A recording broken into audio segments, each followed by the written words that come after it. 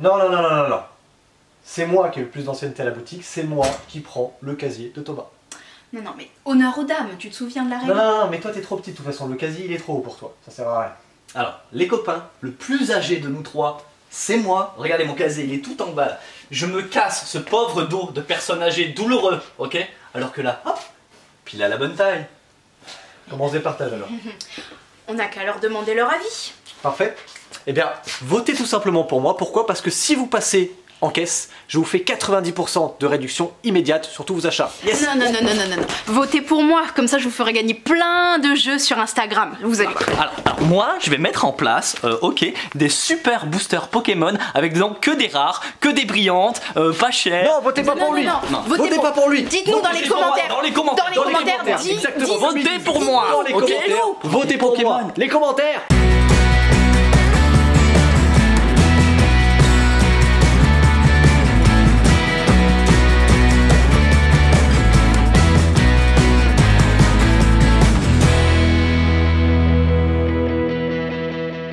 Bonjour, bonsoir, bon joueur, bonne joueuse, bienvenue dans cette vidéo du vendredi. Salut Antoine. Salut Alex, salut à tous. J'espère que vous avez voté pour moi, parce que je vous ai dit 90% de réduction immédiate. Ouais. Je veux ce casier, je l'aurai. On verra qui aura ce casier. Ça on verra bien. Vous devrez le mettre dans les commentaires. Ouais, on va commencer de suite cette petite vidéo avec un petit jeu de... Ouais, un petit jeu d'ambiance. Un petit jeu ici de trône de fer, Bitwix. Bitwix, c'est la contraction en fait de Between Two Cities. Ça reprend exactement ce même concept là. Dans ce jeu-là, qui se joue de 3 à 6 joueurs, c'est des parties d'environ 1 heure. C'est un jeu de fourberie, parce que forcément, dans l'univers de Trône de Fer, on n'est pas là pour se faire des copains. Quoique, c'est un peu le but du jeu ici, puisque dans Between Two Cities, donc du coup, version Trône de Fer, ce qui va se passer, c'est que vous avez une grosse interaction avec votre voisin de gauche et de droite. Parce que pour gagner la partie, vous allez cumuler des cartes à gauche et à droite. Et donc, c'est la valeur la plus faible des deux qui sera considérée comme la plus forte, et vous allez comparer cette valeur-là avec tous vos adversaires, et c'est celui qui a la plus forte qui l'emporte. En gros, le jeu, il est ultra simple, vous allez avoir un paquet de cartes au centre de la table, et vous aurez des cartes en main, qui ont différentes valeurs. Vous allez révéler une carte au centre de la table, et cette carte-là sera mise aux enchères. Et donc vous, ce que vous allez faire à votre tour, vous allez pouvoir passer, c'est-à-dire que vous sortez de la manche pour cette manche-là, du coup, et ou alors vous allez pouvoir tout simplement jouer une carte. Cette carte-là, elle a un effet quand vous la jouez. Souvent, c'est plutôt taquin, évidemment. C'est tout le principe dans ces jeux de trône de fer, c'est de trahir ses adversaires. Bien sûr. Et évidemment, quand vous jouez une carte, elle a aussi une valeur. Et toutes les valeurs de cartes que vous allez jouer vont s'additionner. Plus la valeur en fait est importante, plus vous aurez de chances de gagner la carte. Donc dès que les joueurs ont passé, celui qui a la plus forte valeur, il récupère la carte au centre, et il peut la mettre à sa gauche ou à sa droite. Ça veut dire que du coup, comme votre droite est la gauche de votre adversaire, elle compte aussi pour lui. Donc l'idée en fait, c'est d'avoir à la fois des cartes à gauche, à la fois des cartes à droite, de façon à ce que votre score soit plus ou moins équilibré. De façon à ce que, à la fin, comme je vous ai dit, c'est soit le score, c'est le score le plus élevé qui est pris en compte. Donc du coup, si à gauche par exemple j'ai, je sais pas moi, j'ai 11 points et qu'à droite j'ai 6, ben c'est 6 qui sera comptabilisé. C'est le plus faible des deux qui l'emporte. Donc du coup, c'est un jeu en fait où vous aurez juste des mises à faire. Faites attention parce que vos cartes sont limitées. Je crois que vous en avez 8 ou 7, un truc comme ça. Et donc si à force de jouer, si vous jouez, je sais pas, si vous claquez la moitié de vos cartes au premier round, ça risque d'être compliqué pour les prochains rounds, parce que du coup vous serez un peu plus affaibli. D'accord. Les cartes de pouvoir sont assez cool. Déjà sur des enchères, on peut gagner plus d'un personnage, ça va dépendre. On peut gagner aussi des petites pièces en plus qu'on peut répartir à la fois à gauche et à droite, ça c'est très cool. Et parfois on peut jouer plusieurs cartes qui vont nous permettre de voler des cartes ou d'enlever des cartes de la mise des adversaires. Donc un jeu très sympa, très fourbe. Pour ceux qui aiment bien notamment Seven Wonders, je pense que ça peut être une sorte de, un petit palliatif, parce qu'en fait vous allez avoir qu'est-ce que je dis, un palliatif, un palier, pardon, ça veut rien dire. Ce sera un jeu un peu dans ce côté-là où votre interaction avec d'autres joueurs de gauche et de droite aura une grosse importance. Ok. Donc ça, si vous aimez la trahison et les jeux de cartes, ça peut être très très bien. On va continuer ici avec des petites extensions. Ici, on va avoir une toute petite. Gloomhaven, un tout petit jeu de poche, évidemment, on sait très bien. Gloomhaven, je vous le montre pas là, mais c'est une énorme boîte qui vous sert également de table basse. C'est tellement costaud, mais c'est tellement riche parce qu'en fait, c'est un jeu de rôle, mais matérialisé. Donc vous imaginez le matériel qu'il doit y avoir à l'intérieur. Plateau, figurines, moult cartes. C'est énorme. Ici, c'est l'extension, les cercles oubliés. Alors, j'ai pas exactement le... Enfin, j'ai le détail de toute façon au dos de la boîte et je vous laisserai le regarder en évitant les reflets, évidemment. Parce que, comme toute extension, ça va apporter du plus dans un jeu qui a déjà un plus énorme, puisqu'il doit être dans les 175, même plus, un truc comme ça. Donc assez costaud Gloomhaven. Là vous avez vraiment une extension qui rajoute des scénarios, du matos, des cartes, enfin... Comme si on n'avait pas assez. Voilà. Donc mais ça toujours rajoute plus. des trucs, c'est vraiment cool. C'est un jeu, je rappelle, coopératif, Gloomhaven, inspiré un petit peu comme ça des jeux de rôle. Et là, c'est Yes. de l'extension, donc les cercles oubliés qui est disponible. On continue dans les extensions avec Horror Arkham, et je le mets aussi à côté parce qu'ils sont un petit peu Bah frères tous les ouais. deux. Le Seigneur des Anneaux. Donc Horror Arkham, c'est un nouveau scénario machination au fil du temps. Nouveau scénario pour le jeu de cartes évolutif Horror Arkham, et à sa gauche, le jeu de cartes évolutif Le Seigneur des Anneaux, qui était de retour de cette année, la réédition. Les Ténèbres de la Forêt Noire. Super, bah ça c'est veut dire des que ça extensions. commence bien, le Seigneur des Anneaux. Tout à C'est une fait. bonne chose. Ça fait plaisir. Et enfin, on continue dans les extensions, notamment dans une boîte vide, entre guillemets, je dis. Elle est pas si vite que ça. Pas une boîte vide, ou du moins, c'est pas une boîte vide d'intérêt, puisqu'en fait, quand vous avez acheté toute la gamme de Star Realms, vous aurez besoin du coffret galactique. Pourquoi ? Bah pour tout ranger. Parce qu'à chaque fois, vous avez plein de petites boxes à droite à gauche, vous dites, mais j'aimerais bien mettre tout ça dans un bon carton. Bah il est là, votre carton. En sachant que c'est pas qu'une boîte vide, comme je disais, il y a une petite extension. En petite, ça rajoute quand même pas mal de cartes. 15 cartes promo, il y a des jetons, il y a des séparateurs aussi pour pouvoir vous organiser comme vous voulez. Bref, ça c'est l'outil agréable quand vous avez acheté toute la gamme et que vous dites mais c'est le bordel dans mes cartes, j'y comprends rien. Et bien là vous avez la nouvelle boîte, donc le coffret galactique qui est arrivé. Voilà, pour les fans de Star Realms, vous pourrez enfin tout ranger dans cette grosse boîte. Là maintenant, c'est pas de la nouveauté, mais c'est une petite présentation des offres qu'il y a en ce moment. Donc, Une offre plutôt sympa. et oui, donc c'était à partir du 2, hein, mais jusqu'au 16 maintenant, vous avez du coup la Saint-Valentin, c'est génial. Bisous à vous, hein, j'espère que tout se passe bien pour vous. Même si vous êtes tout seul, vous avez quand même le droit de profiter. Ouais, c'est autorisé, ouais. Les célibataires ont le droit quand même de profiter de cette offre. Cette offre, en fait, elle regroupe dans les jeux à 2. Vous allez voir plus tard aussi dans la vidéo, on en reparlera. Mais en gros, jusqu'au 16, vous avez dans une sélection, je crois, de 10 jeux, 9 jeux. 9 jeux précisément 9 que jeux voici. Précisément, exactement. Une belle sélection. On est en train de les filmer. Vous allez avoir la possibilité d'en acheter 2. Et le deuxième, le moins cher évidemment, comme d'habitude, est à moins 50%. Alors là, vous dites, ouais, mais d'accord, mais en fait, les jeux à 2, ils sont pas ouf. La sélection, elle est top, franchement. Elle est Il y a vraiment très cool. Que des très bons. Ouais, on se moque pas de nous, vraiment pas. Duel, Mr. Jack, Catan Duel, déjà c'est 3 jeux de ouf. Il y a même pour les jeux abstraits à ballonne. Romeo et Juliette évidemment pour être dans la thématique. Ouais, Enfin, super. hyper bien. En plus, les 2 jeux de Space Cowboys sont top. Donc c'est vraiment cool. Profitez-en. On profite donc également des offres pour vous dire que c'est la dernière ligne droite pour les soldes. Et ouais. Donc là, on vous présente un petit peu ce qu'il y a souvent. Donc c'est une table qu'on met dehors.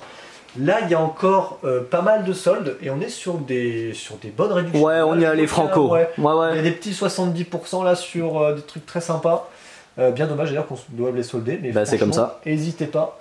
Il y a même un petit chaman qui a eu un petit POC. Il a moins 10%. Ça peut être. Ok, il a fini là, lui, d'accord. Ouais, parce ça peut que être Je intéressant. pense que c'est un des meilleurs jeux de Shaboussi, en vrai. Quand même, Shaman, il est vraiment très très cool. Bah si ouais, vous on est n'avez jamais d'accord. joué à Shaman, franchement, allez-y parce qu'il est trop cool. Je pense que, bah voilà, là on a fait les petites soldes et puis on va passer à la suite.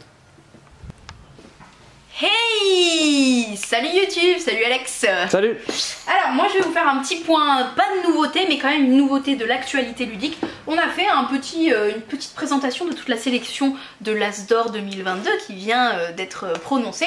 Donc ici on a les 2 As d'Or enfants parce qu'on n'a pas Pimpon. Voilà, Oui. Voilà, on n'a pas Pimpon, on l'aura. On est en train de voir pour en commander. Voilà.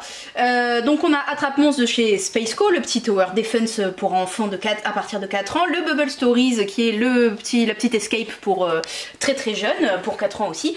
Et ensuite on part dans les l'As d'Or global, moi j'appelle ça tout public, toutes Oui, c'est catégories ça, c'est confondues ça. en gros. On a le Seven Wonders Architect, Happy City, la gamme carte aventure. Alors techniquement c'est l'ASA qui est nominé, bon, c'est la gamme, Oui, hein, c'est la le gamme, en principe. Ensuite, on passe aux initiés avec Oltré. Hein. Normalement, il y a une nouvelle contrée, mais il est en rupture, hein, il reviendra pas. Oui.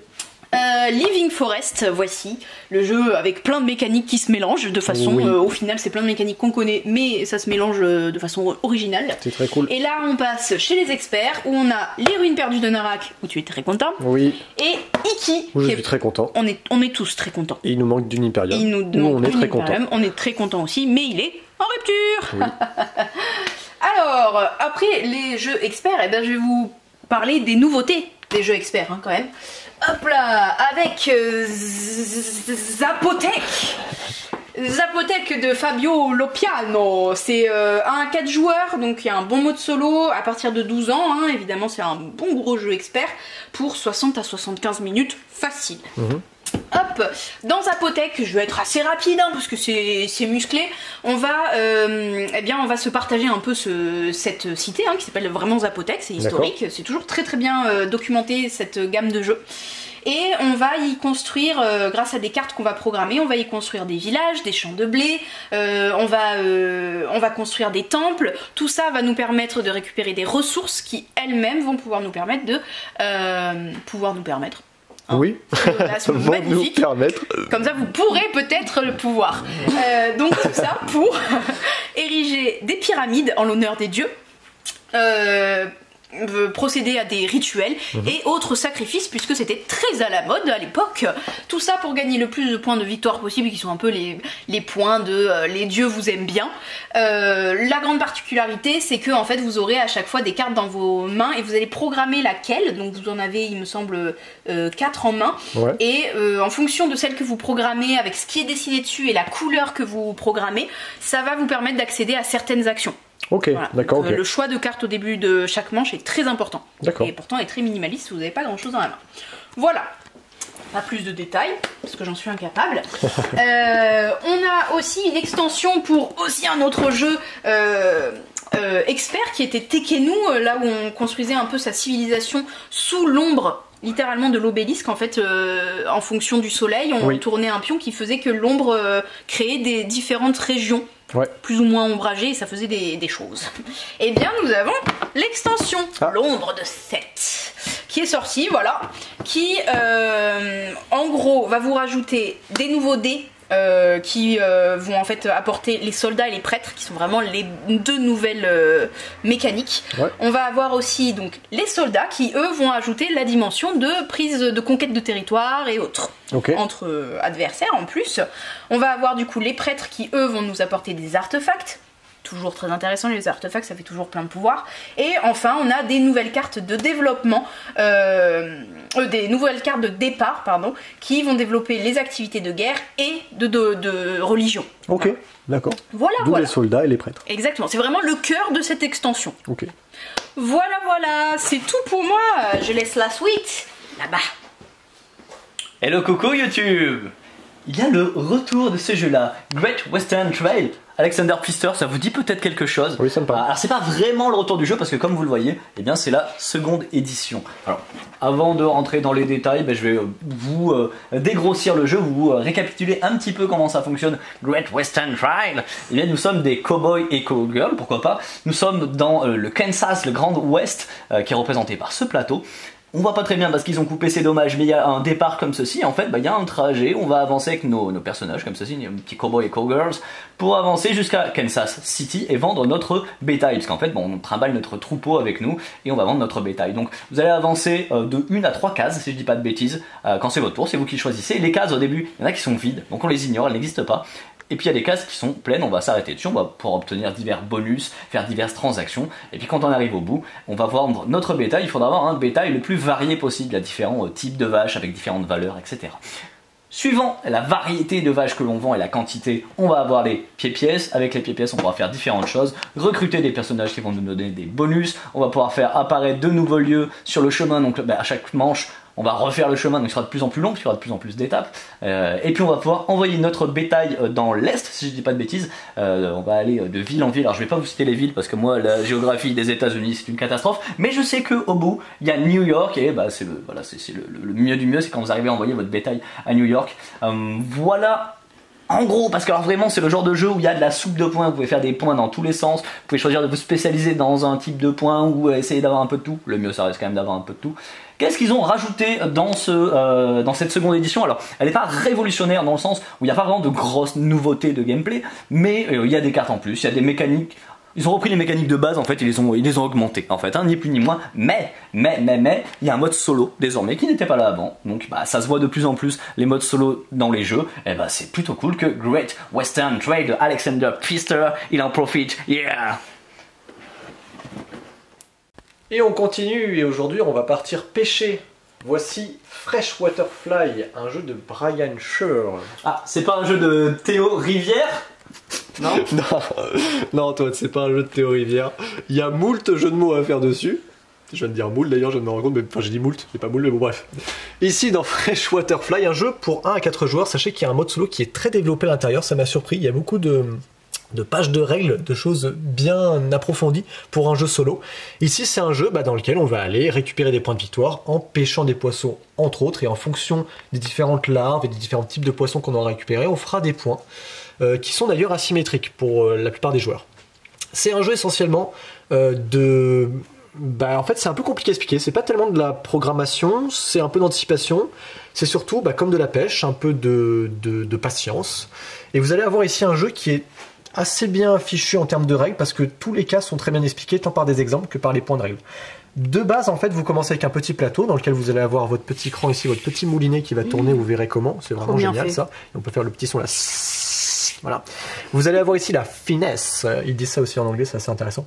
Vous avez la finesse. Plus vous en avez, plus vous aurez moyen de moyenner pour essayer de choper les meilleurs poissons. Et ici, votre tableau de score. Au centre de la table, donc là, j'ai mis que la moitié d'un plateau. Normalement, vous avez 4 poissons, en fait, 4 rangées, puisqu'en fait, donc 24 en tout, parce que vous avez 6 rangées. Vous voyez, en dessous du plateau, il y a des valeurs de dés, et également ce qu'on appelle des jetons de larves, en fait, qui vous servent à, notamment, taquiner le gardon, comme on dit.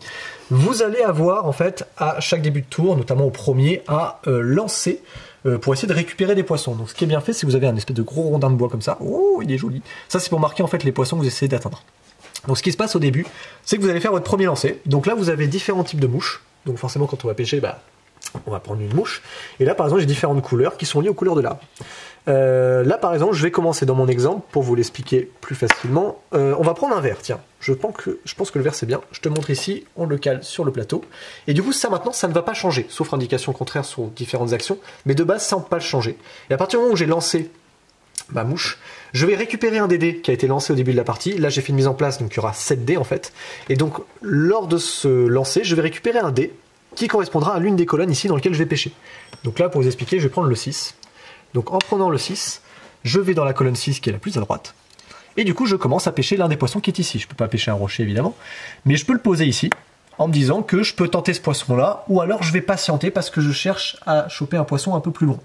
Donc là, je vais pas tenter celui-ci parce que je m'intéresse pas. Je vais me décaler une fois, je peux le décaler jusqu'à 2. Je vais tenter plutôt celui-ci. Et je vais tenter celui-ci, pourquoi? Parce que j'ai pris une mouche verte et que dans le bas de la colonne, on voit que du coup, il y a une larve verte. Donc cette petite larve, je la récupère et je vais la placer sur mon moulinet. À condition effectivement d'avoir pêché le poisson. Alors ce qui se passe en fait quand je pêche les poissons, c'est que je vais devoir tenter de ferrer. Ici vous avez 4 cartes. Parmi ces 4 cartes là, il y en a une qui ferre le poisson et les 3 autres ne servent à rien. Donc ce genre de carte là fait que vous piochez dans le vide. Vous pouvez piocher autant de cartes que vous aurez récupéré de larves. Donc plus il y a de couleurs correspondantes à votre mouche, plus vous piochez de cartes. En admettant que j'en ai pris 2, je vais piocher une première carte, donc il n'y a rien. Mais comme j'ai une deuxième carte, enfin une deuxième larve, je peux faire une deuxième fois. Bingo, j'ai le poisson. Qu'est-ce qui se passe quand je récupère le poisson? Et du coup, la carte ici, hop, je la ferre. Je retourne le poisson, et là vous voyez, il y a différentes infos. Le nombre de points que je vais récupérer, et notamment la force, parce que la petite truite là, la petite truite fardée, elle se bataille. Vous voyez qu'il y a différentes couleurs de poissons, il y a des vertes, il y a des noires, et il y a des jaunes. Le vert, il va se placer le plus à gauche, en haut ici, vous voyez, vous avez un récapitulatif ici. Il y a du vert, il y a du noir, et il y a du jaune. Le vert, il se fait toujours le plus à gauche, parce que c'est le plus facile à récupérer. Les noirs sont un peu plus durs, et les jaunes aussi. Ce qui se passe lorsque j'arrive ici, c'est que lors d'un prochain tour, plutôt que de pêcher, puisque là forcément j'ai pêché, je peux récupérer un dé pour mouliner. Donc ce que je vais faire, c'est que je vais prendre un dé, et ici je vais le mouliner d'autant de cases que la valeur, moins la force du poisson. Les forces peuvent aller jusqu'à 3. Donc ce qui se passe ici, que je vais déplacer, je vais faire 1, 2, 3, 4. En fonction de où vous vous arrêtez, vous aurez différents bonus d'action. Je ne vais pas trop rentrer dans le détail pour les actions. Et surtout ici, ce qui me permet de déplacer là, c'est la carte verte m'indique que ce cadran-là va partir ici, si c'est un poisson vert. Si c'est un poisson jaune, je vais devoir revenir en arrière. Donc là, ce qui se passe, c'est que c'est un poisson vert. Donc je vais ici. Et comme indiqué là, je vais décaler le poisson vers la gauche. Et donc ce faisant, décalant mon poisson vert, je le collecte et je gagne 2 points à la fin de la partie. Donc l'intérêt de mouliner, c'est de faire des tours. Sauf que si jamais vous n'avez pas, vous avez des couleurs différentes, la résolution n'est pas exactement la même en fonction si c'est vert, noir ou jaune. Les jaunes étant un peu plus taquins et plus difficiles à récupérer. Ce qui est intéressant quand je pêche des poissons ici, c'est que s'ils sont à côté de rochers, par exemple ici on le voit, il y a un récap à chaque fois, les poissons qui sont à côté des rochers me permettent de récupérer des cartes de rochers qui me feront des petits bonus pendant la partie. Donc ça c'est intéressant, vous pouvez les utiliser, ça peut être cool. Vous allez avoir également la finesse. La finesse, c'est intéressant parce que vous pouvez l'utiliser pour faire différentes actions. Ici, par exemple, je peux modifier la valeur d'un dé. Quand je suis dans la zone 1 de finesse, je peux dépenser ma finesse, c'est-à-dire je la décale d'un cran vers la gauche, pour faire les actions qui sont soit ici dans le cadran jaune quand on est à valeur 1, quand on est à 2, c'est le cadran orange, et quand on est à 4, on a le droit aussi à une valeur intéressante, notamment c'est le frein, ça c'est hyper malin, parce que quand vous avez par exemple un gros poisson ici qui a une valeur de 3, vous le mettez ici, quand je dépense ma finesse à 4, je prends mon frein, je le mets dessus, ce qui fait que pendant un tour, il aura une valeur de 0. Donc ça me permet en prenant un dé de le récupérer plus facilement et de le sortir de l'eau. C'est un jeu, comment dire, qui renouvelle pas dans sa mécanique, mais qui change par rapport à ses mécaniques, parce qu'en fait, on a plein de petits outils à droite à gauche. C'est pas un jeu où vous allez vous ruer sur les différents poissons, parce qu'en fait, ce qu'il faut, c'est les collecter de manière judicieuse, et surtout, en fonction de la force qu'ils ont, essayer de jouer judicieusement avec votre finesse pour ajuster votre moulinet, ajuster vos équipements, de façon à pêcher le plus vite le poisson. Dès que les dés, en fait, ont tous été sélectionnés, on repart sur une nouvelle manche, et en fait, après, on va compter les points à la fin de la partie, qui s'enclenche à un moment précis que j'ai oublié. Je crois que quand la pioche est vide de mémoire, si je dis pas de bêtises. Alors voilà, si vous cherchez un jeu assez original de par son thème et de par ses mécaniques... Hyper original. Ouais. C'est à contre-courant un peu. J'en étais sûr, mais je l'attendais quoi. Moi ça me botte en tout cas. T'as pas pris la mouche, j'espère. Non, et tu l'as dit tout à l'heure, ce jeu n'est pas nominé à 4. Voilà. Ça c'est fait. Je vais enchaîner sur un autre jeu parce que sinon les jeux de mots ici vont être vont couler de source. Je n'en peux plus, tuez-moi, ce jeu est horrible. Bref, Fresh Waterfly, plutôt un joueur pour expert, mais que je trouve très très bien détaillé dans les règles en tout cas. Et un mode solo assez bien poussé que j'ai pas trop le temps de potasser. J'espère que je vous ai donné envie là-dessus. On enchaîne sur un jeu un peu moins expert, mais toujours un peu costaud dans son calcul de points. C'est Vivid Memories, qui est un jeu de chez nos amis Matago. C'est un jeu pour 2 à 4 joueurs, des parties d'environ, je pense, on va dire, allez, un quart d'heure par joueur, donc une demi-heure, 1 heure. Et puis c'est à partir de 12 ans, ce qui n'était pas le cas sur Fresh Waterfly, qui était plutôt un jeu expert de 14 ans. Hop, je vous montre un peu à quoi ça ressemble. Je vais descendre ça parce que, à mon avis... J'ai des bras courts. Oui, bien sûr. Merci. Pour éviter les reflets surtout. Oui. Vivid Memories, en fait, c'est un jeu dans lequel vous allez retrouver des petites mécaniques d'optimisation, à la Azul, à la Splendor, en fait, où on va avoir un plateau personnel dans lequel on va essayer de placer des fragments de souvenirs, en fait, pour essayer de les optimiser au mieux et marquer des points de victoire. Souvent, ça marche par couleur. C'est pas tout le temps le cas, mais c'est souvent le cas. Vous allez avoir 3 phases dans le jeu. À chaque fin de phase, on fait un décompte de points, et celui qui a le plus de points à la fin des 3 phases gagne la partie. À chaque début de phase, on va révéler 4 grands, comment ils appellent ça, c'est des tuiles de mémoire en fait, qui sont importantes parce que c'est à la fois des effets mais à la fois des objectifs pour marquer des points.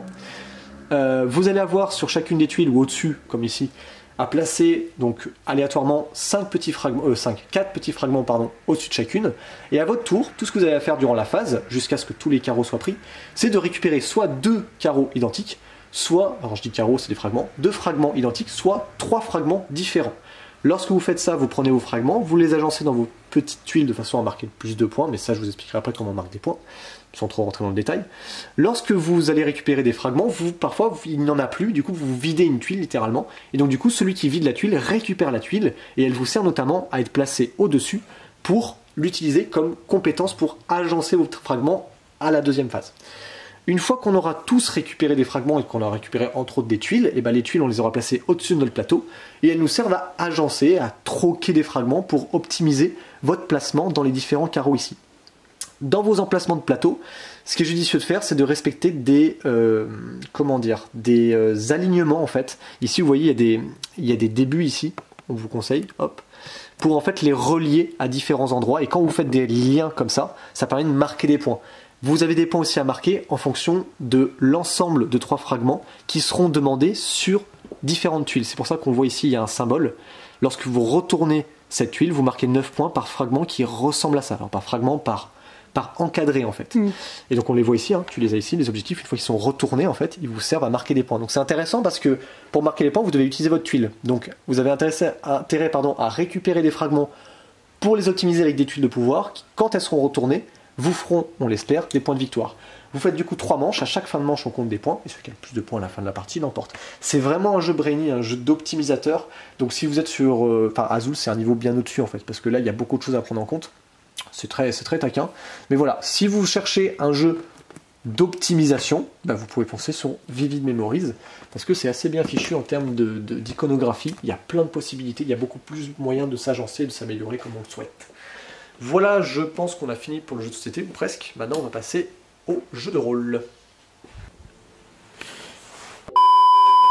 Et c'est l'actu JDR. Actu JDR sympa cette semaine qui commence avec Wadsburg Initiative. Donc Initiative, hop là, dans ce sens c'est mieux. Initiative sont ces espèces de petits formats comme ceci pour prendre un petit peu la température avant de rentrer dans le grand bain d'un jeu de rôle. Donc en fait il y en a plein des initiatives pour plein de licences différentes. J'ai en tête, il y a quoi? Il y a Abstract Initiative si je dis pas de bêtises. Bien sûr. Je cherche, je ne trouve pas les autres. Bref. Si, il y avait Nephilim. Nephilim Initiative, yes, merci beaucoup. Bon ben voilà, maintenant il y a Wadsburg Initiative. Pour débuter Wadsburg, je récapitule rapidement ce que c'est. On va jouer des gardes d'une cité médiévale, donc qui s'appelle Wadsburg en fait, okay. Dans laquelle il y a eu de la magie autrefois, donc fantasy, mais il n'y a plus de magie. Donc il n'y a plus, hop là, reste ici toi. Il n'y a plus la magie, elle n'existe plus. Il y a un côté un petit peu, c'est clairement marqué dessus, un peu Disque Monde. J'espère que vous connaissez Disque Monde. Si vous ne connaissez pas Disque Monde et que vous aimez bien la fantasy, bah, allez le découvrir parce que c'est une fantastique saga de fantasy qui est fun, qui est délirante avec de l'humour british. Bref, c'est quand même très inspiré, c'est pour ça que j'en parle. Il est là, l'initiative. Hop là, lui je l'ai fait tomber, je vous en parle rapidement. C'est une petite bourse à dés. Voilà, c'est une petite bourse à dés qui va manger vos dés comme ceci. Voilà. Hop là. Old School Essentials. Old School Essentials. Voilà, je pense que je l'ai bien prononcé cette fois-ci. Qu'est-ce que c'est? On va ouvrir la boîte, on va vous montrer. Donc c'est un coffret comme ceci, dans lequel vous avez le nécessaire, voire plus que le nécessaire, pour jouer à Old School Essentials.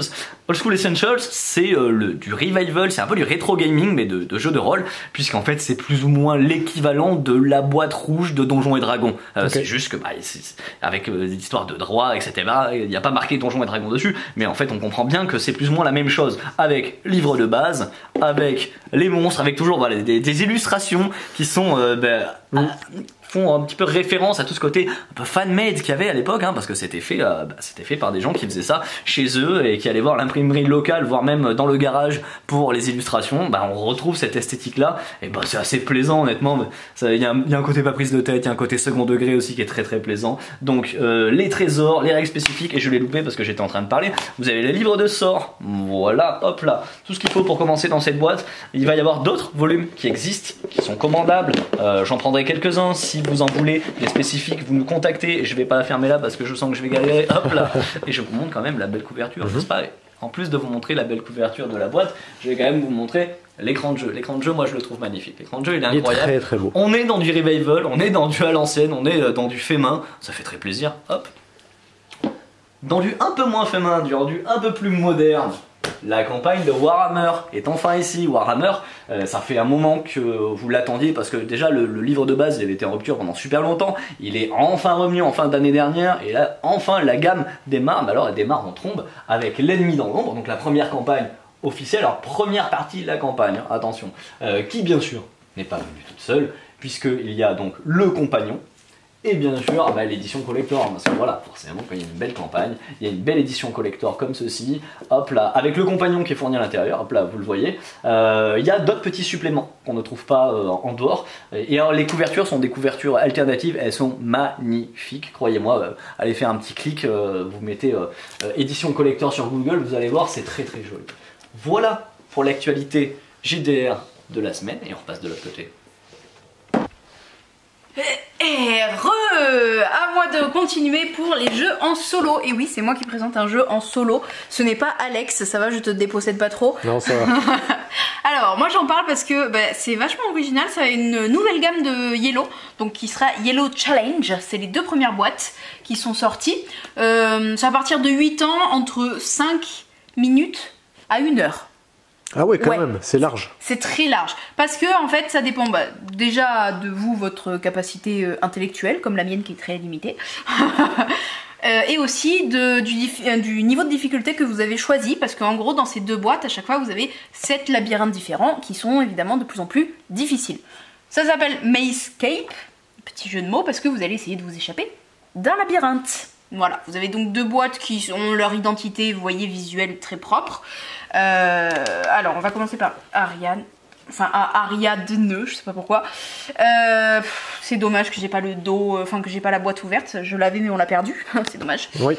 Mais en gros, dans une boîte, donc vous avez 7 petits carnets C'est des sortes de petits... comme des cartes. Oui. Voilà, des cartes qui sont pliées en au moins 10. Tu veux dire une carte comme une carte routière? Ouais, une carte routière, voilà, ok, c'est ça, ok. pardon. Une carte routière. Vous savez, les choses qui se faisaient avant en Google Maps. En papier, quoi. Voilà, en papier, c'est magnifique. Et vous allez avoir un petit stylet. Voilà, et vous allez commencer depuis ce point-là, qui est toujours le triangle, qui est dessiné quelque part sur la carte fermée, Oui. donc qui est dans ce format-là. Et vous allez devoir trouver la sortie. Souvent, elle est dessinée juste à côté. Intéressant. Sauf que vous prenez votre petit stylet et on va dire que vous commencez ici. Et vous allez suivre avec le stylet. Le but, c'est de ne jamais décoller le stylet de la feuille. Vous devez toujours le garder dessus. Donc vous allez remonter. Hop, ok, le chemin va par là, le chemin va par là, le chemin va par là. Et là, c'est une autre jointure de la feuille. Donc une pliure. Et donc vous allez pouvoir ouvrir la pliure si à un moment vous êtes bloqué. Ok. Parce que quand vous ouvrez la feuille, ça va vous révéler un nouveau passage. Peut-être un escalier, le chemin va continuer. Et en fait, au fur et à mesure de votre aventure, vous allez plier, déplier, replier par-dessus pour vous créer des chemins. Souvent, vous allez vous perdre en fait dans vos propres chemins. Parce que c'est la 14e fois que vous avez plié, vous savez plus comment vous aviez plié au début. Et ça, c'est le jeu de base. Et à chaque fois, au dos de chaque petite map, vous allez avoir des objectifs en plus. Ok. En plus de trouver la sortie, vous devrez, je sais pas, récupérer tel objet. Et aussi, pour atteindre la sortie, souvent, vous allez devoir ouvrir des portes qui sont fermées. Et donc, Bien il va falloir trouver la bonne clé. Voilà. C'est vachement cool. Malheureusement, les dos sont pas ouf clairs. Ouais, C'est j'avoue, très ouais. dommage. C'est Alors dommage. que vraiment, dès qu'on ouvre la boîte, on comprend direct ce que c'est. Hein. Vraiment, c'est très très clair. Moi, j'ai même pas eu besoin de lire les règles au début pour comprendre. Puis après, bon, j'ai lu les règles quand même pour être un peu plus professionnel. Oui. Mais voilà, ça se prend tout de suite en main et pourtant c'est super complexe. Moi, j'ai pas réussi évidemment. Sinon, on va enchaîner avec quelque chose dont on a un petit peu parlé tout à l'heure. C'était l'offre Saint-Valentin. Voilà, ils vont être magnifiquement représentés par ces petits cœurs magnifiquement imprimés par Antoine et magnifiquement découpés par mes soins. Donc les voici ici. Les petits cœurs. Voilà, voilà. Et je vais laisser Antoine. Recoucou YouTube. Bon alors, vous avez été très nombreux à participer au concours Dice Throne il y a 2 semaines du coup maintenant. Et donc, eh bien, actuellement, je pense qu'Alex est en train d'insérer la petite vidéo qui avait été tournée donc il y a 2 semaines, enfin il y a 3 semaines du coup maintenant. Oui, bien sûr. Il y a 2 semaines, oui il y a 2 semaines. Il y a 2 semaines, où ouais. on disait, ben voilà, c'est la fin de la partie et donc Alex a gagné. Voilà, donc Yes. parmi toutes les personnes qui ont voté Alex, on a tiré quelqu'un au sort.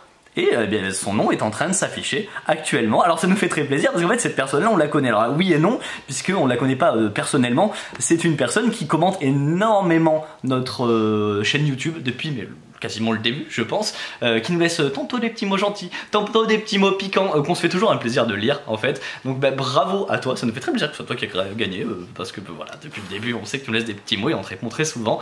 Tu vas donc gagner la boîte de Dice Throne, celle-ci, il n'y a plus l'autre, elle revient. Normalement demain elle est là au moment où on va regarder cette vidéo, j'espère qu'elle sera là juste à côté. Il faut juste que tu nous communiques ton adresse postale éventuellement pour un envoi.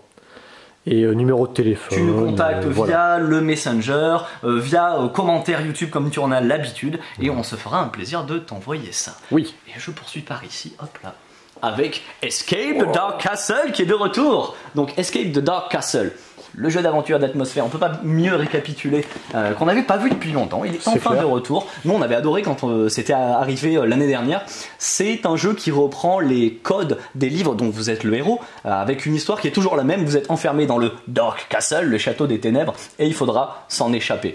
C'est un jeu coopératif, ça signifie que bon, on peut jouer seul si on le décide, mais c'est vrai que c'est plus sympa si on est un peu plus nombreux. Et on choisit un personnage en début de partie, façon jeu de rôle. On va gagner un petit objet qu'on a trouvé dans notre cellule toute moisie, et puis on reçoit un dé qui correspond à notre personnage. Le dé, il va correspondre aux statistiques de notre personnage. Par exemple, si je prends Cook, le cuisinier ou la cuisinière, j'arrive pas trop à déterminer, Oui. j'aurai un peu plus de force, un petit peu plus d'astuce, et un peu moins de, je sais plus ce que c'est le Magie, troisième symbole, dextérité Ouais, peut-être, ça, je crois que c'est comme dextérité. Parce que ben, voilà, ça va se matérialiser par les phases de mon dé, et puis ensuite c'est très très simple, il y a une pile de cartes avec un boss tout au fond, à chaque tour on va tirer une carte, c'est un nouvel événement. Alors c'est très souvent un monstre ignoble qui veut notre peau. Ça peut aussi être des personnages avec lesquels on va interagir, donc on aura des décisions à prendre, souvent du G2D, hein, quoi qu'il arrive, des pièges auxquels échapper, etc. Et puis on va jeter nos dés, on va voir ce qui se passe. On pourra, grâce aux différents objets, peut-être faire des relances, peut-être se soigner, parce que on va perdre des points de vie, il faudra survivre. Dès que l'un d'entre nous meurt, fin de partie. Sinon on arrive au boss et avec un peu de chance on bat le boss et c'est comme ça qu'on gagne. Voilà en gros Escape the Dark Castle. On avait vraiment aimé, vous aussi, parce que là ça s'était super bien vendu. Hop là. Très content qu'il soit de retour, mais en plus il n'est pas revenu tout seul. Il n'est pas revenu tout seul puisqu'il est venu avec ses 3 extensions et sa grosse boîte de rangement hier, n'importe quoi, juste derrière. Voilà. Alors, je vous récapitule ce qu'on va trouver dans ces extensions. La première, le culte de la chevalier de la mort. On va trouver donc à l'intérieur de nouveaux types de personnages donc jouables, qui sont des personnages qui sont très très très forts dans une caractéristique, mais alors qui sont nuls dans les autres, qui sont vraiment très déséquilibrés. Ça peut être intéressant à jouer. Vous allez avoir également une nouvelle mécanique qui est la mécanique des malédictions. À un moment ou à un autre dans le jeu, vous pouvez vous prendre une malédiction. Cette malédiction, vous allez la garder tout le long de la partie, elle va vous pourrir la vie, ni plus ni moins, parce que c'est un jeu quand même, on en prend plein la poire, hein, quand même. Voilà, et puis bien sûr, de nouveaux monstres, de nouvelles cartes, etc., etc. Ça, dans chaque extension, vous allez avoir du petit supplément de cartes classiques. La deuxième, là, on va faire les choses dans l'ordre. Le joug de l'arrêt de revenante, tout un programme, hop. À l'intérieur, on va trouver les compagnons. Les compagnons, ce sont donc des personnages que vous allez pouvoir rencontrer durant votre aventure et qui vont pouvoir donc vous accompagner. Ils viennent avec leurs caractéristiques, avec leur G2D. Évidemment, nouveau boss, des morts vivants en pagaille. Cool. Et donc, cette fois-ci, la 3e extension, le fléau du Seigneur de la Peste. Allez, je vous laisse deviner la nouvelle mécanique. La nouvelle mécanique, c'est la peste, en fait. Hein, voilà.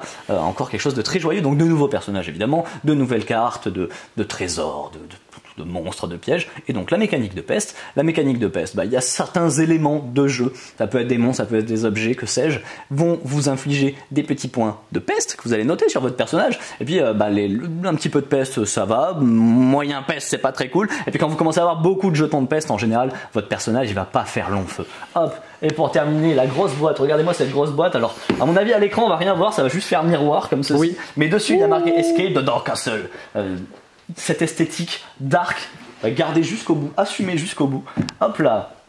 Qu'est-ce qu'on va y trouver? Un petit peu comme la boîte de roleplayer ou de roleplayer, mais de Galactic aussi, de Star Realms. Star Realms.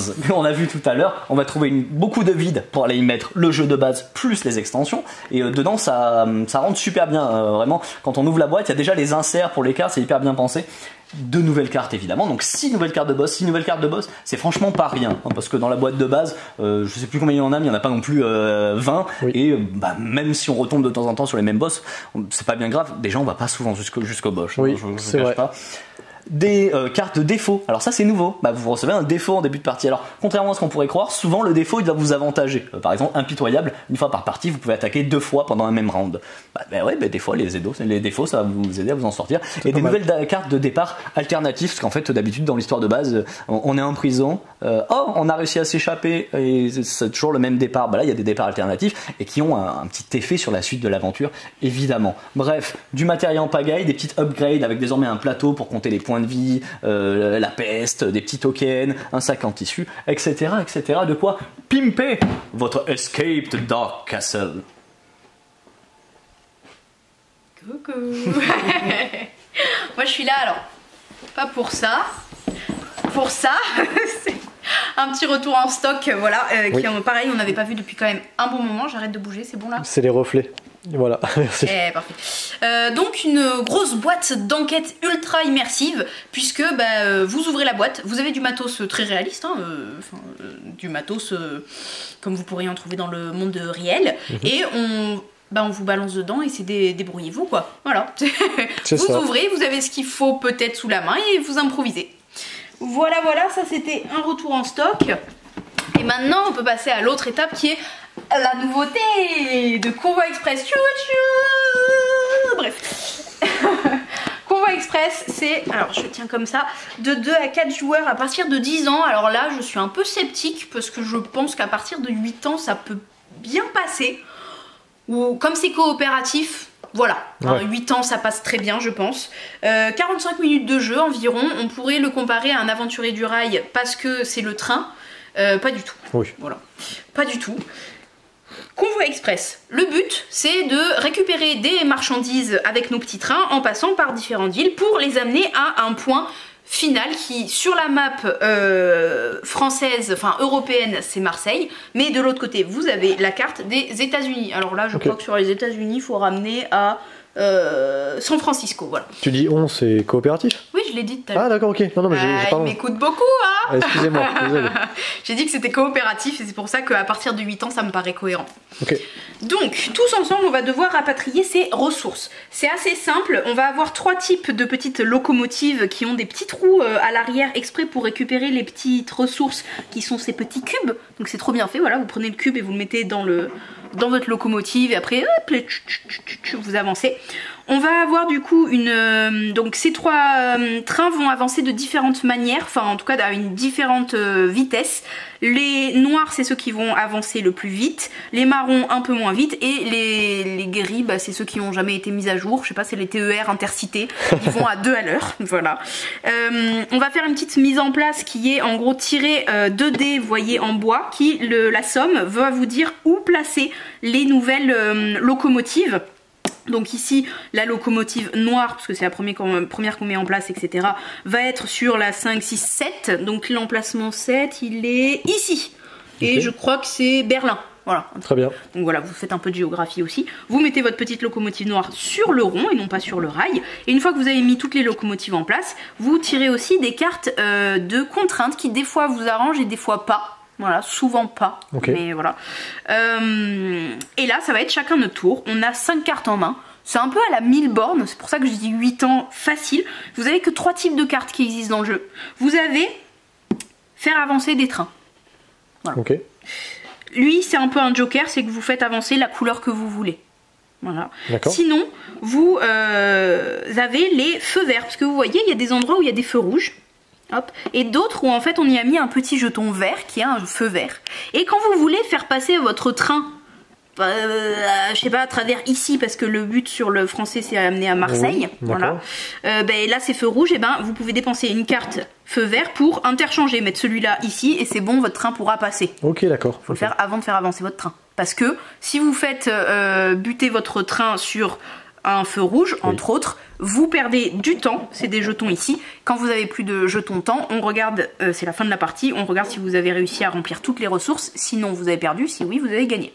Voilà, donc attention, faut pas faire buter les trains dans les feux rouges, ni dans d'autres trains, c'est des collisions, bien sûr, ni dans les aiguillages ici. Et voilà, la dernière carte possible à jouer, c'est les aiguillages. C'est la même chose, vous voyez, là il y a 2 aiguillages fermés, et ça c'est les ouverts, les gris. Donc en gros, quand vous jouez un aiguillage, vous pouvez hop décaler, là vous l'enlevez ici, comme ça votre train il pourra faire un truc comme ça.